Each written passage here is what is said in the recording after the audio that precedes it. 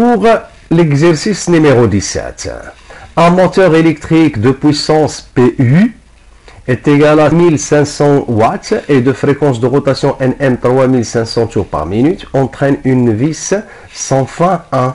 Voilà le vis sans fin 1 qui est engrené avec la roue à denture éliquidale 2. Le mouvement de rotation de la vis sans fin 1 est transmis à l'arbre de sortie de la poulie 8. Voilà l'arbre de sortie de la poulie 8 par la chaîne cinématique composée de 3 sous-ensembles. Le premier sous-ensemble, c'est A, il est composé d'un engrenage roue et vis sans fin, c'est-à-dire la roue 2 et le vis sans fin 1. De rendement, état A est égal à 0,64. Et le nombre de filets de 1, c'est Z1 est égal à 2. Et le nombre de dents de la roue 2, c'est Z2 est égal à 50.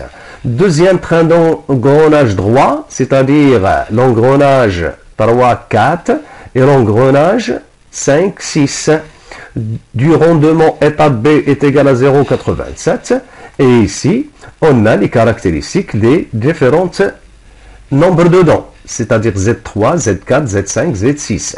Le troisième sous-ensemble, il est composé d'un système polycourroie, les poulies 7, 8 et le courroie qui se trouve entre les deux.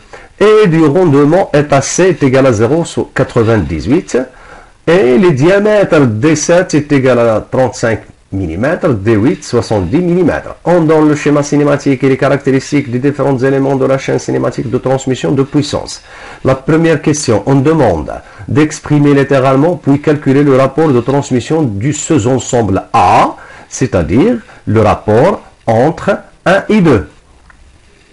D'après ce schéma, donc le rapport 1 et 2, c'est N2 sur Nm ou bien N2 sur N1, puisque M, l'arbre moteur lié à la vis sans fin. Donc, est égal au rapport inverse des nombres de dents, c'est-à-dire Z1 sur Z2.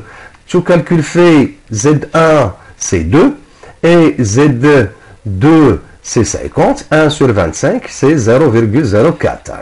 La deuxième question B, donner le repère des roues menantes, c'est-à-dire des roues d'entrée, et des roues menées du sous-ensemble B.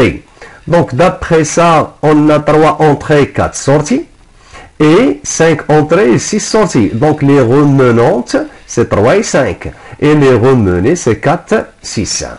La question C, exprimer littéralement puis calculer le rapport de transmission du sous-ensemble B, le rapport entre 3 et 6. Donc, tout simplement, le rapport entre 3 et 6 est égal à N6 sur N3, qui est égal à Z3 qui est engrainé avec 4 sur Z4 et multiplié par Z5 sur Z6. Voilà le rapport R3, 5. Tout calcul fait, on trouve R3, 5 est égal à 0,25, mais le rapport sans unité.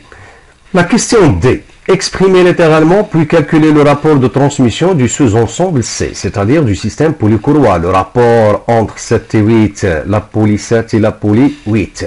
Donc le rapport R7-8 est égal à N8 sur N7, la vitesse de sortie sur la vitesse d'entrée, qui est égal au rapport inverse du diamètre, D7 sur D8. D7 c'est 35 ici, sur D8 c'est 70, donc on trouve 0,5, le rapport de transmission. La question E. En fonction du nombre de contacts extérieurs du train d'engrenage B, donnez le sens de rotation de 8 par rapport à 3, inverse ou identique. Allez-y. Le nombre de contacts extérieurs du train d'engrenage B est égal à 2. Voilà 2. Premier contact, deuxième contact. Donc, la sortie 8 tourne au même sens que l'entrée 3. C'est identique. La question F. Exprimer puis calculer le rapport de transmission global. R1,8 en fonction F en fonction de R1,2, R3,6, R7,8. بالنسبة ل R هنا راه ممكن نديرو K1,8 c'est le rapport de transmission. Donc R1,8 c'est N8 sur N1 qui est égal à Z1 sur Z2 fois Z3 sur Z4 fois Z5 sur Z6 fois D7 sur D8, car ici on travaille avec les diamètres. Autrement, c'est le rapport des différents sous-ensembles. Le rapport 1-2 fois le rapport 3-6 fois le rapport 7-8.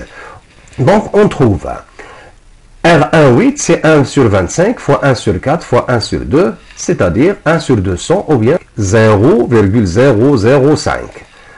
La question G. Exprimez littéralement la vitesse de rotation de l'arbre de sortie N8 en fonction de N1 qui est égal à Nn et du rapport global N1,8, puis calculer N8 en tours par minute en prenant R1,8 est égal à 1 sur 200. Donc N8 c'est R1,8 fois N1. Donc 0,005 fois 3500 est égal à 17,5 tours par minute, car N1, c'est Nm, est égal à 3500. La question H, exprimer littéralement la vitesse de rotation angulaire en méga-8 en fonction de N8, puis calculer en méga-8. Donc, oméga-8, c'est 2pi N8 sur 60. Donc, oméga-8, c'est 2pi fois 17,5 tours par minute sur 60. Donc, on trouve oméga-8, c'est 1,83 radians par seconde. La question I. Exprimer littéralement la vitesse linéaire de la courroie VC en fonction de oméga-8, puis calculer VC. Donc, VC, c'est D8 sur 2 fois oméga-8. Et VC, c'est 70 fois 10 moins 3 sur 2. Ici, on a converti en mètres, fois 1,83. Donc, on trouve 64,05 fois 10 à la puissance moins 3 mètres par seconde. La question J. Exprimer littéralement le couple disponible sur l'arbre 8, c'est-à-dire C8, en fonction de la puissance PU, des rendements état A, état B, état C, et de la vitesse angulaire oméga-8, puis calculer C8. Donc, on a le rendement global, c'est état A fois état B fois état C. C'est la multiplication des différents rendements. Ou bien, c'est la puissance de sortie P8 sur la puissance d'entrée PU. P8, c'est C8 fois oméga-8 et PU, c'est la puissance étude. Donc, C8 est égal à combien? Est égal à état A fois état B fois état C fois PU, la puissance étude, sur oméga-8. D'après le calcul ou bien les applications numériques, état A, c'est 0,64 fois 0,87, c'est état B, fois 0,98, c'est état C, fois 1502 watts pour la puissance étude. Le tout divisé sur 1,83, c'est la vitesse angulaire de 8, est égal à 447,26 Nm. تالينا نوقفوا باش نكملوا l'autre exercice.